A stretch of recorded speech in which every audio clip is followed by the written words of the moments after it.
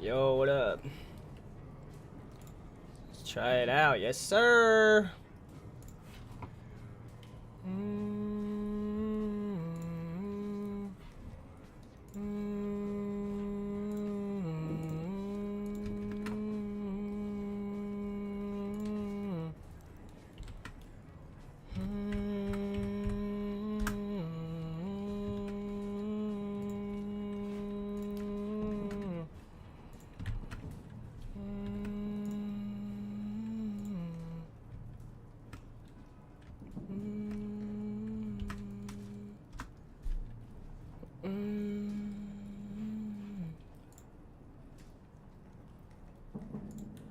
Let's go, boy. Yeah, yes, sir. Okay, we're gonna play some Deadlock. I just want to play some Deadlock and practice, and also, well, let's just watch this, you know. We're gonna watch some YouTube videos and also,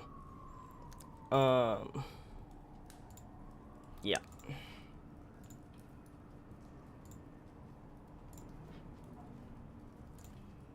All right, perfect. So we got everything going up.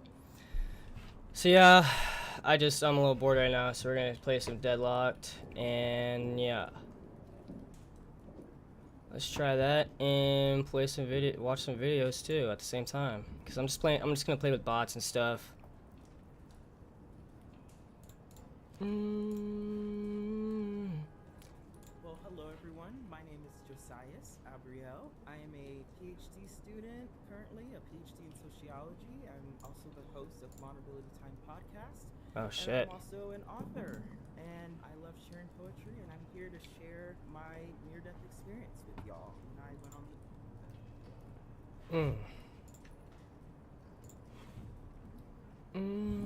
the Wait, let me fix this real quick. Actually, let's do that. Let's do this.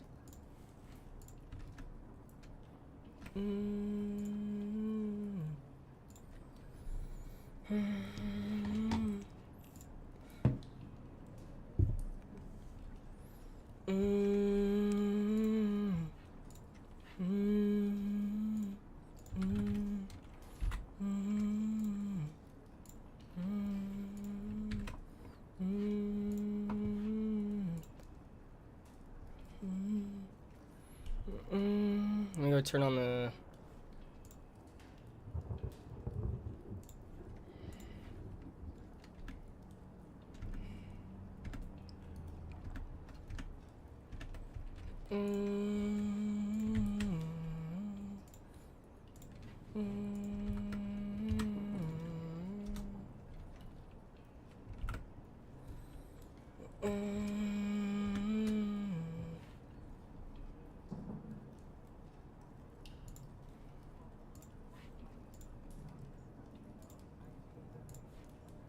currently a PhD in sociology. I'm also the host. All right, let's of restart Vulnerability it. Time. Bam. Hello everyone. My name is Josias Abriel. I'm a PhD student. Docs. In sociology. I'm also the host of Vulnerability Time podcast, and I'm also an author.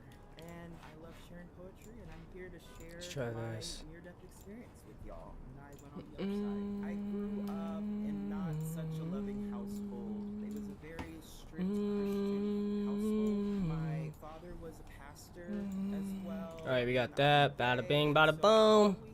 You know, told that because I'm gay, I'm going to All right, bet. Got some music and videos going. Him and other males. I suffered multiple forms of abuse my whole childhood. From as young as I could remember, I would say 3, the whole childhood I suffered abuse. And so I didn't know what love was at all. I didn't know that I didn't know what love was at all. Eventually, I just got All right, let's play. I need to put on some stuff though.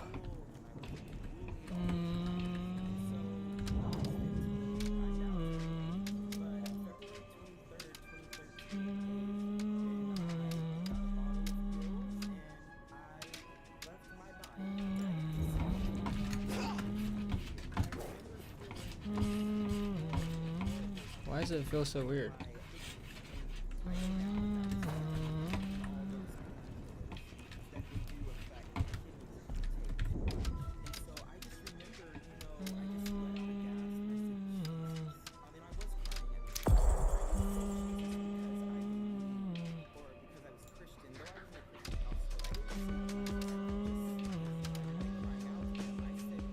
Every one of our enemies will try die. that.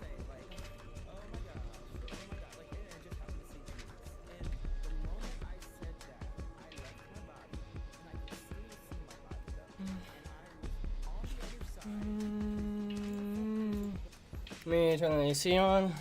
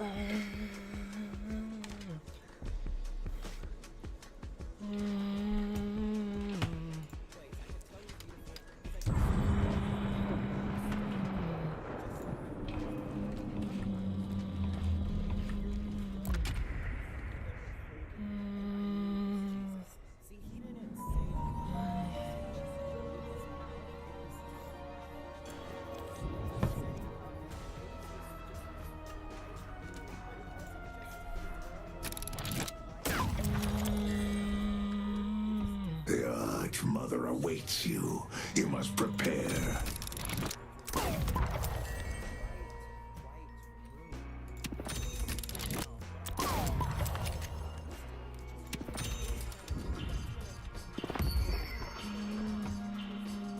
My mind is focused. They will sleep and they will die.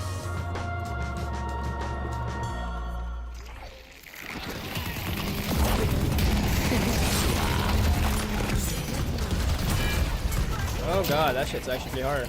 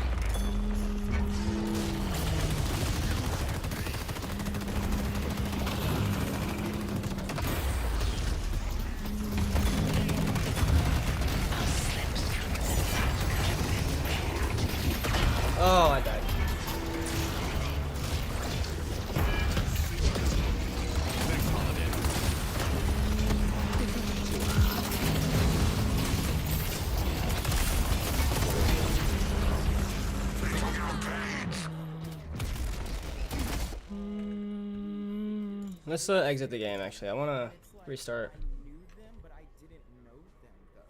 But I knew them somehow, some way, and so now I'm like, okay, I'm sure that was an entity from a past life, maybe a past incarnate somewhere else that I incarnated on. Because I now know, I'm a star seed. I'm not from place like this, like Earth. I volunteered to come here, and to me that was so powerful. To come from this Earth, a home, as in like my house when I was a kid, and not knowing what it's like to have to see a being that looks at you and you know them. And I've heard people talk about it before, just in general, when they say like, oh, I saw other entities or family members, but it's like I didn't know them, but they knew me, and I knew that I knew them, but I didn't. Bro. But I knew them. I can't explain it. It's so amazing. And so that entity, it just poured so much like knowledge in my mind, saying like there's so much more. And this was telepathic as well. Oh my God, are you fucking retarded? I was there in awe. And it was a quick journey. What a joke. It's there. It's not how it works here. I don't even know how it works on the other side. It's just like everything was happening at once, past, present, future, all at once. But I don't know how to better explain that. I definitely had my frustrations with not having to find the human words to explain things that aren't even of this earth. It's hard. Yeah, I got all this information saying, there's tons of places to live that you can incarnate on. Tons of places to go live on. Something about the soul contract was saying there's this day in my soul contract. I'm sure this is the way with many other people that incarnate. There's a certain day in a soul contract where it's like, no matter what you try, you can't leave before then. You're not gonna die, no matter how bad that car accident is, no matter how many pills you took, you're not gonna leave past this state. You have this mission on here. You said no at first, but you're gonna do it. You chose to do it. Something like that. And then there's this day where it's like you're not going past this state. And then there's the day. What are you doing, bud? This is where they were like, yeah, around this age you can get a choice to leave. So now to me, I translated that to like, okay, like this makes sense when someone's on their deathbed and they don't get a choice. Do you want to stay or do you want to leave? And this is what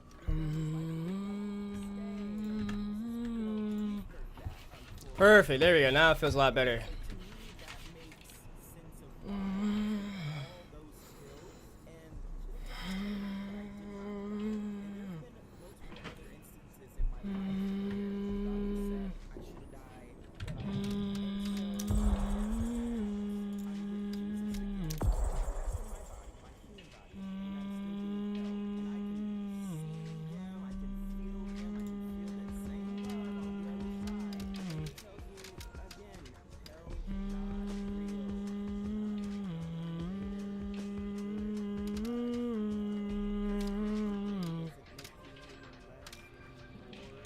Every one of our enemies will die.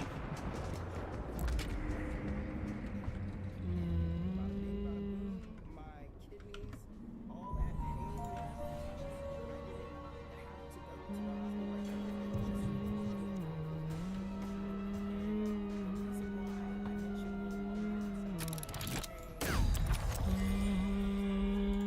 Choose.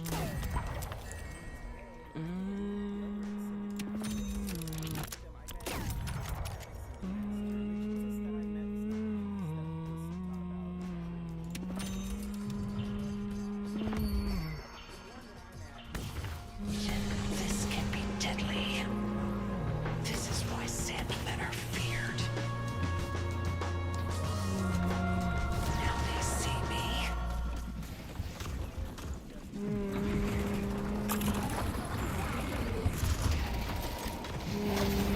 Sweet dreams.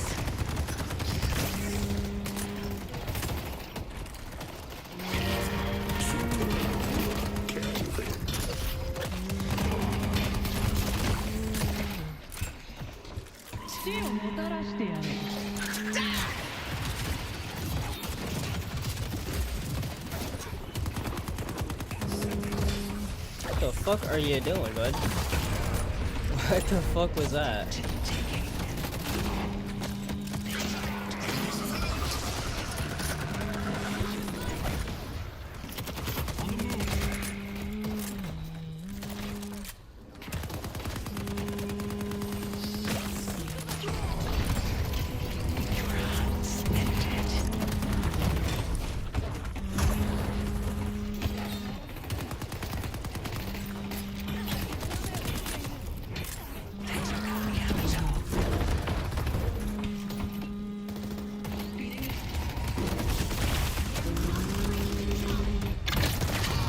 damn.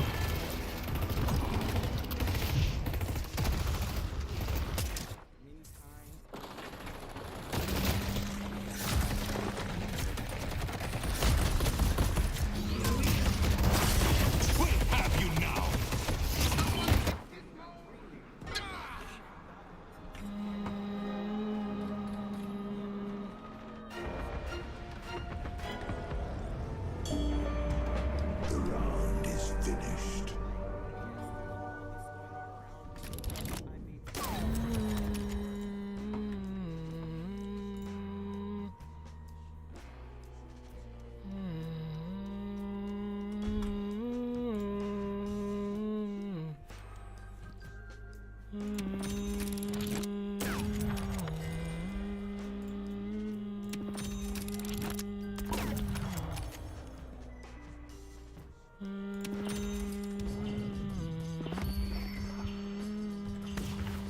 Into a weapon.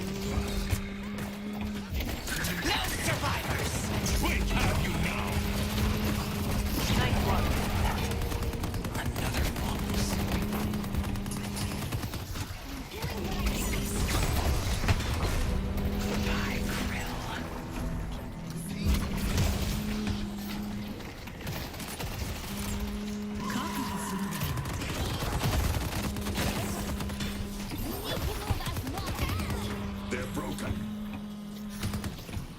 Exquisite.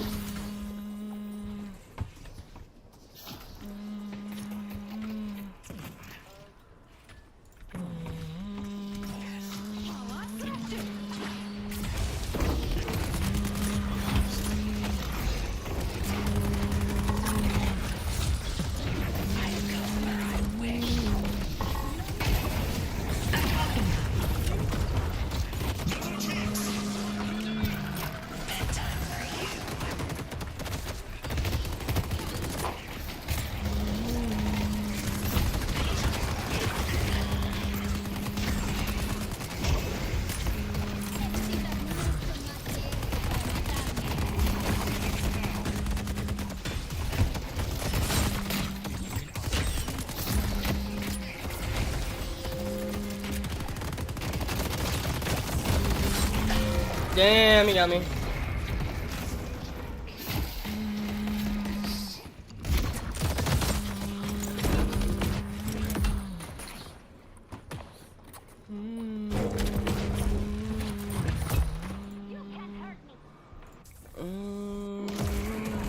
It's a rough day.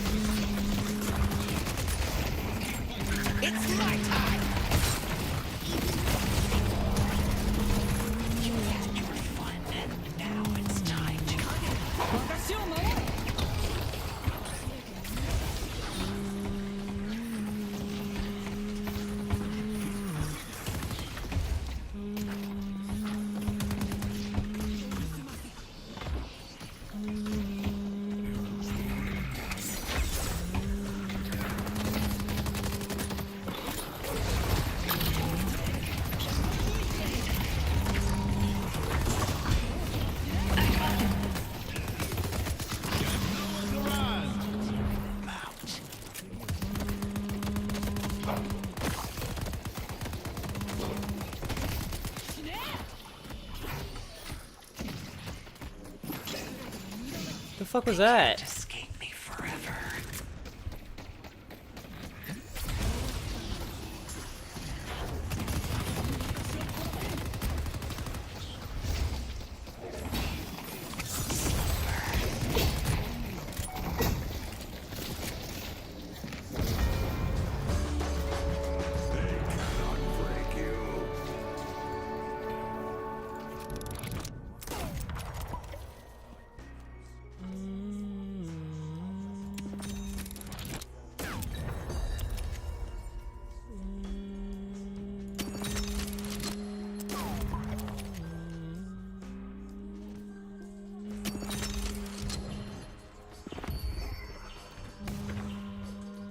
To be helpless.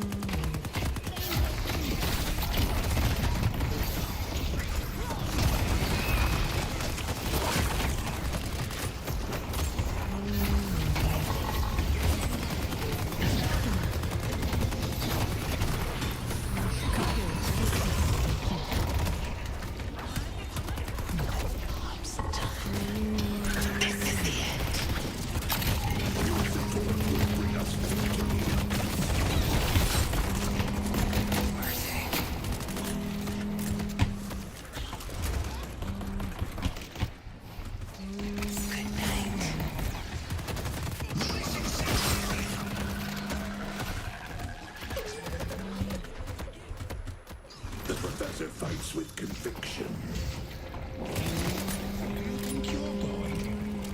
Nice luck.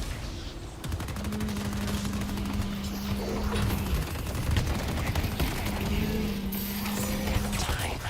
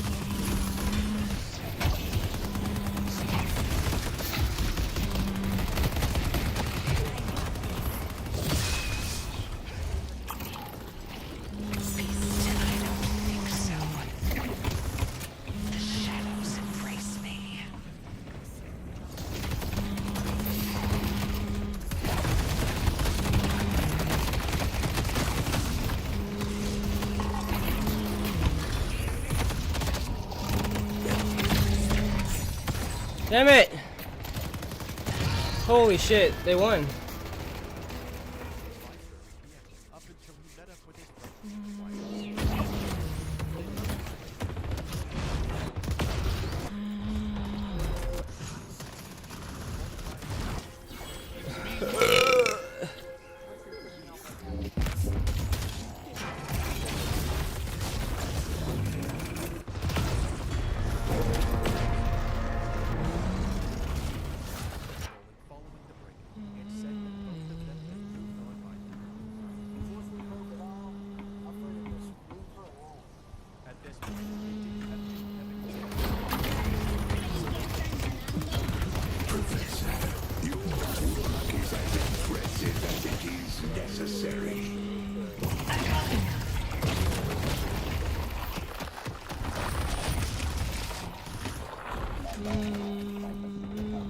David had nothing to say about it.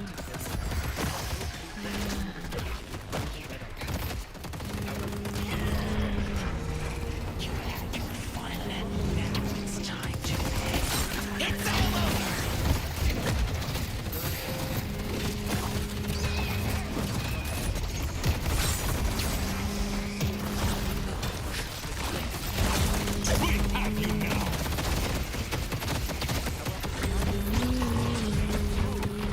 To my safety.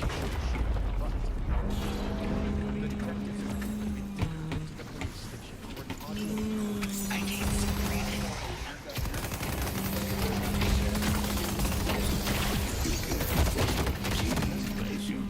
room. What the fuck does this thing even do?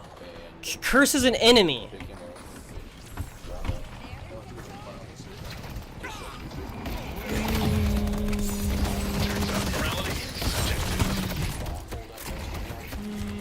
Such finesse, haze.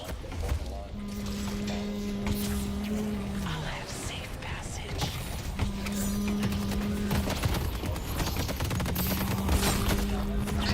Damn.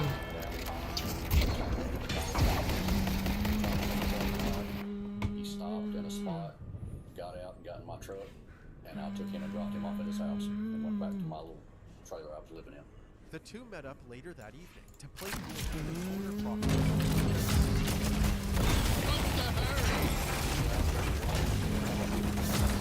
Let's play a new one. They eventually parted ways, and the next morning they had breakfast together. Ate breakfast at Parents Guild. Kind of a normal conversation about plans for the day. It wasn't until later that week that Terry suddenly divulged the reason he was driving Kim's car. Sometime, either Friday night or the next day sometime, he told me that she was at his house, and I guess they argued, and then he shot her. The only thing he told me was back of the head. I was too dumbfounded to ask anything else. And then after that, did he say what he did with the body? He told me that he put her under the slab in one of the bedrooms. Oh, I'm exactly who you think I am. The lead indicated it's the front bedroom closest to the street. The detectives asked him why he didn't report Terry's confession to the authorities. God, I look good today. Shocked, astonished, didn't know what to think. I was afraid that I was involved in something that was gonna have me in deep trouble. He said that after his grand jury testimony in 2024, he had a change of heart. After the days started going by, the thoughts just got too deep, too hard on me. I just couldn't put up with it anymore. Tired of it being on my conscience. Need The for more me. likely explanation for David coming forward was that he realized the detectives knew he was lying and preferred to work out a deal rather than being charged as an accomplice. Regardless, this interview was a huge breakthrough in the case. But before celebrating, they needed to make sure that David was being truthful with them. They started by asking David to do a polygraph test, which he agreed to. Did Terry tell you he shot Kim? Yes, Did Terry tell you where he buried Kim? yes. Not only was David being completely cooperative, but he also passed the polygraph test with flying colors. They then invited Terry to the police station to discuss the death of his father, who, in a completely unrelated incident, was murdered in 2004. But after that decoy conversation was over, the detectives Detectives in Kim's case surprised him with a search warrant for his house.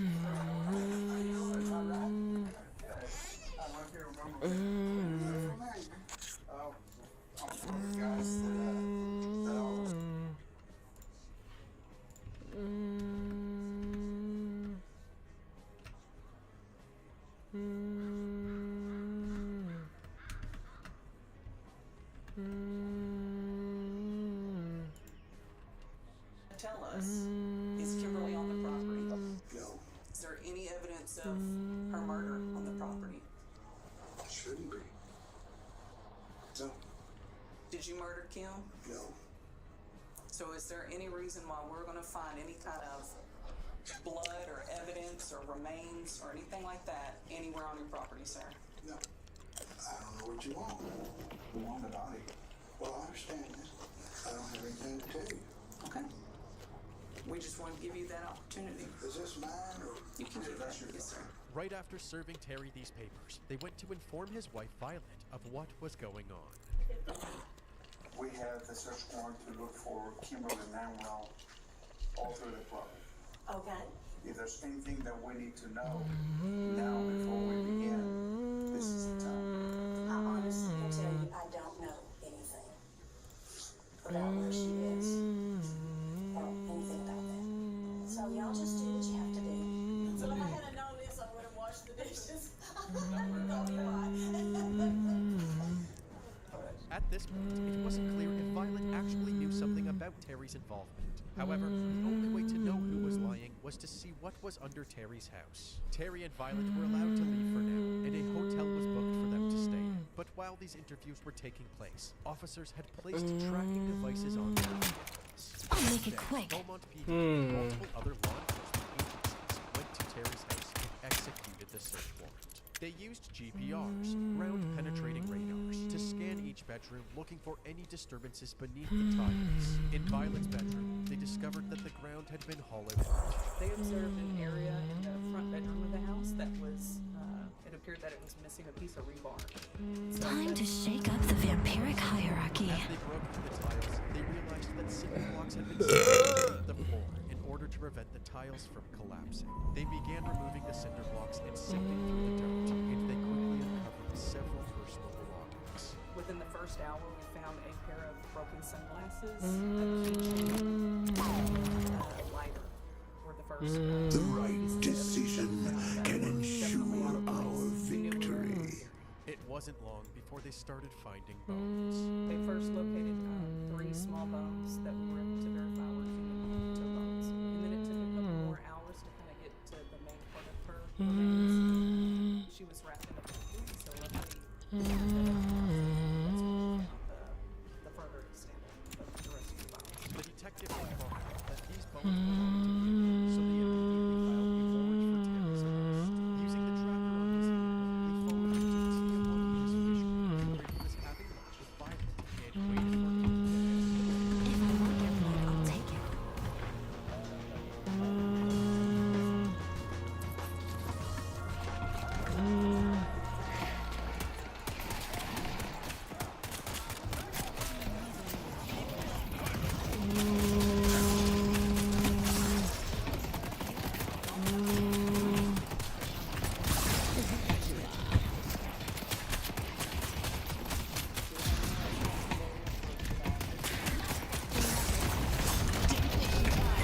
No!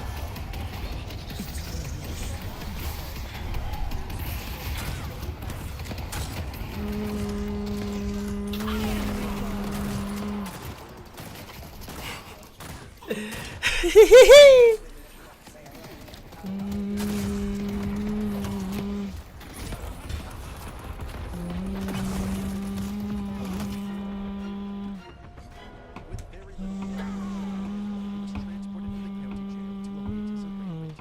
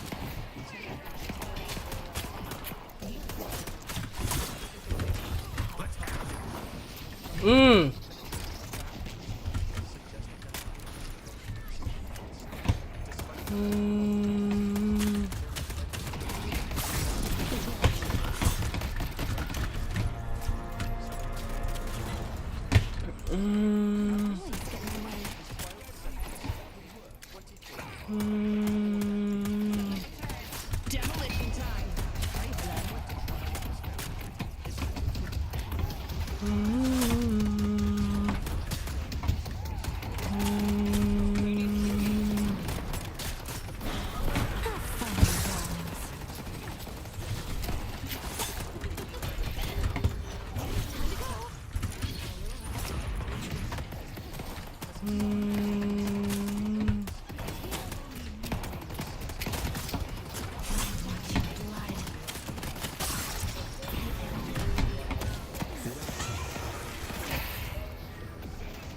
Then I got fucked up. They will grow to fear defenses bleed.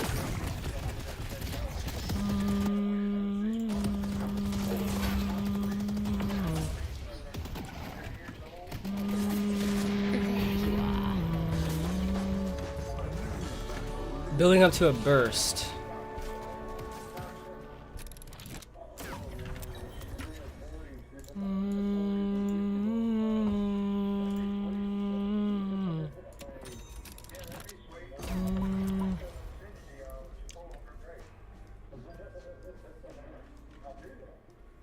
What?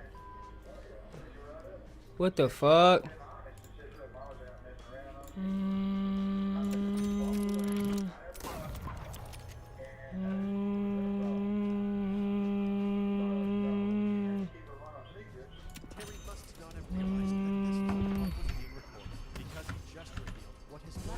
What? She's not here.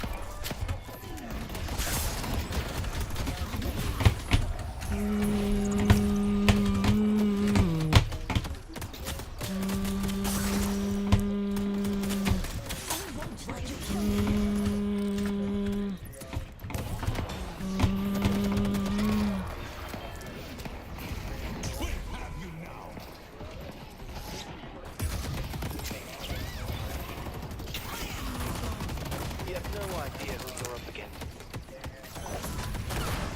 Escape me.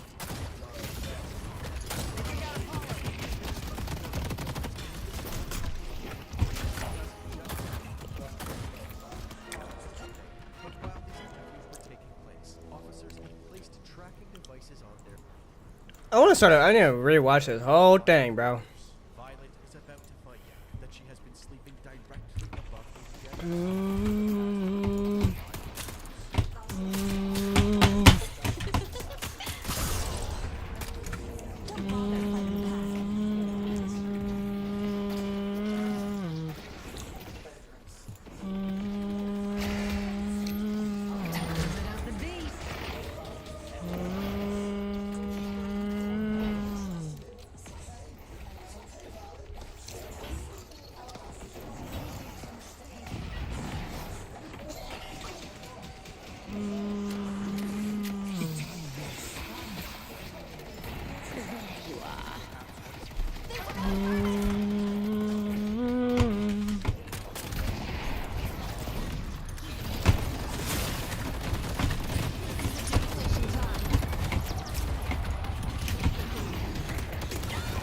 Damn, I stuck with that. Is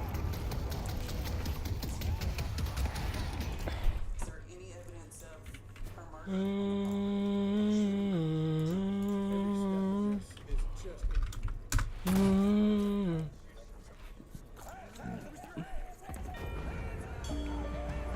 A new is on the horizon. Did you murder Kim?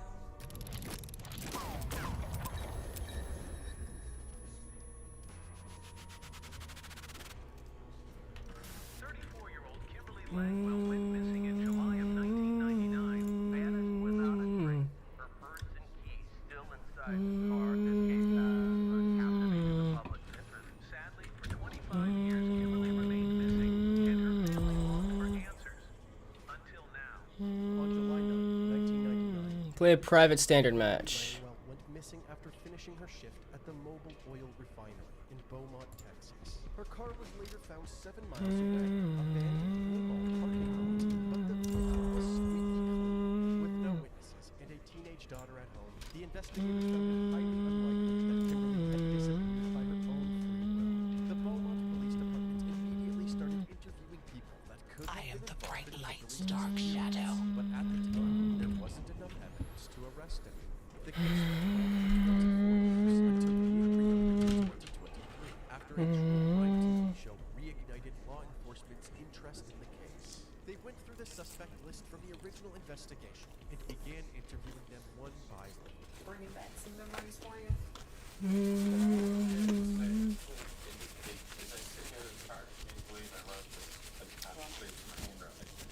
This is Frankie Foreman. Frank was Kim's workplace supervisor back in 1999. Despite being a married man, Frank often showed up outside of Kim's house with fancy chocolates and handwritten love letters. But these romantic gestures quickly got out of hand. Frank became obsessed with Kim, and his letters were getting more and more concerned. For example, Kim, I have developed this terribly strong crush on you. Something must be done. It's been out. It consumes. Don't check after hours. Check every like half hour, please. Before her disappearance, the investigators wondered if Frank had stalked and attacked her. However, Frank's alibi was that he had I leave if we don't check on them. He went home and showered, then went to a grocery store to buy playing cards and snacks for the night. He then went back home around 7 p.m. Oh yeah. when people started showing up. He even had the receipts to prove this. It didn't take long for the detectives to cross Frank off their list and move on to their next suspect. This is Kim's ex-boyfriend, Terry Rose. Terry and Kim lived together for 5 years, from 1993 to 1998. They then broke up and Kim moved out. But they stayed in touch for the next year leading up to her disappearance. Despite this friendly relationship, Kim's family told the investigators that Terry was extremely controlling and he abused him both emotionally and physically during their relationship. He would also constantly keep track of Kim's whereabouts and bombard her friends with phone calls whenever she paid them a visit. However, these obsessive phone calls suddenly came to a halt on the day that Kim disappeared. Kim's daughter Tiffany said that the last thing her mom told her was that she was going to Terry's house. She called me. She had just gotten off work, maybe around 5:30. She told me that we had made plans that day that we were gonna go out to eat. She told me that she was gonna stop by Terry's. That she had with something. I don't know. It was something about pain or something. I didn't really pay attention to it. Terry told me he didn't know where she was. When Terry was questioned by the police, he said that Kim had stopped by his place after work to help him with some one-by-ones on the scene, and she stayed for a short time before leaving to pick up Tiffany. He later admitted to the authorities that he had no alibi after 5:30 p.m. up until he met up with his friend David Wiley a few hours later. They hung out playing pool until around midnight before parting ways. They then got breakfast the next morning. 25 years later, Terry was telling detectives the same story. What's your theory on what happened to her? I don't really know. Terry claimed that he and Kim were good friends right up to her disappearance, and he had no reason to harm her. He denied being obsessed and controlling following the breakup, and said that both of them had moved on by then. Once we broke it off, I figured just leave her alone. At this point, they didn't have any evidence to disprove Terry's story, so they went to speak with David Wiley. Mr. David. Yes, sir. How are you doing today? Good, how you doing? I'm great. No one cared like when you care. Did you have anything to do with Kim?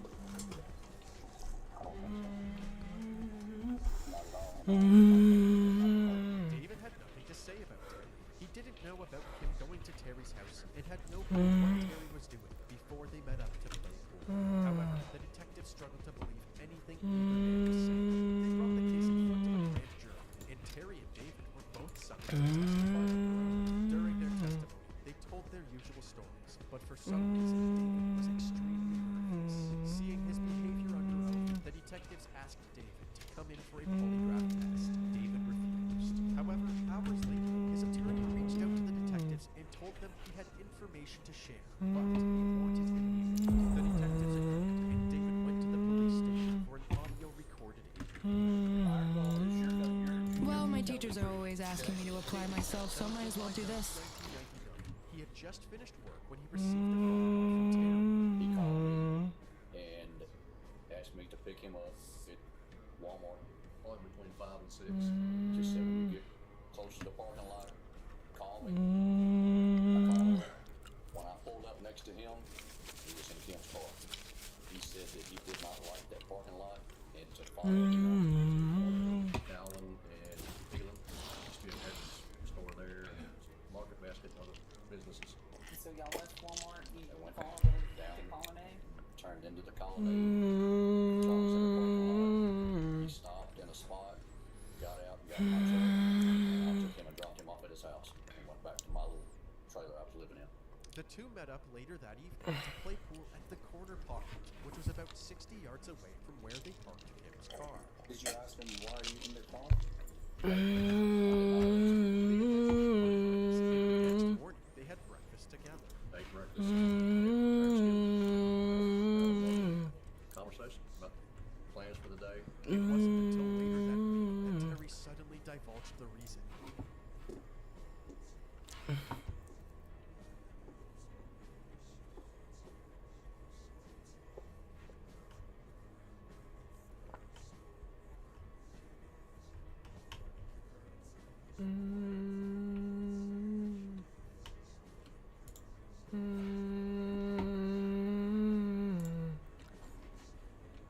I gotta use the restroom now, for real. Delivery driver was about to make his last delivery when he received a call from his wife at 6:45 p.m. I need to use the restroom. And stopped by his last drop point. For a few minutes, nobody answered the door. It was then opened by a huge man with tattoos all over his face. I gotta use the restroom.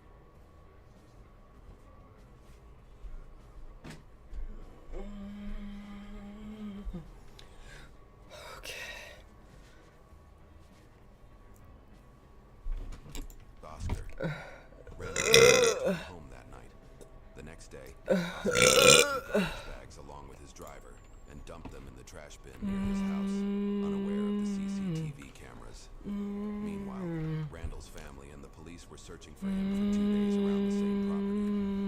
Nobody knew what had happened to Randall until Oscar's roommate arrived.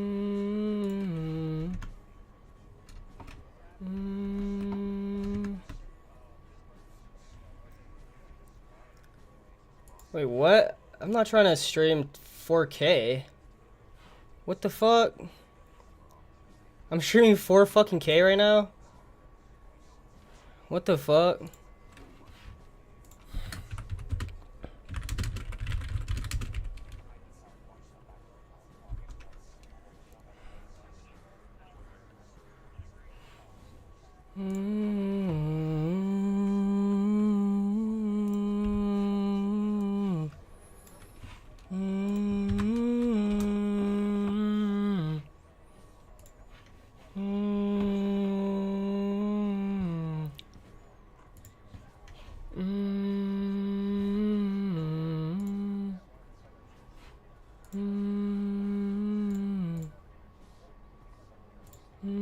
Oh my god, I am. What the fuck? I just realized.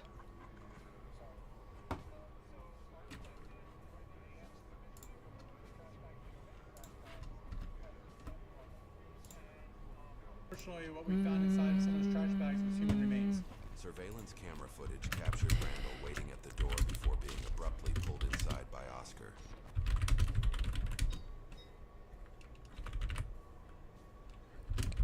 You watch the video, he's a guy just like everybody else, who's trying to make a living for his family. And you can actually see the victim walking up to the house, to the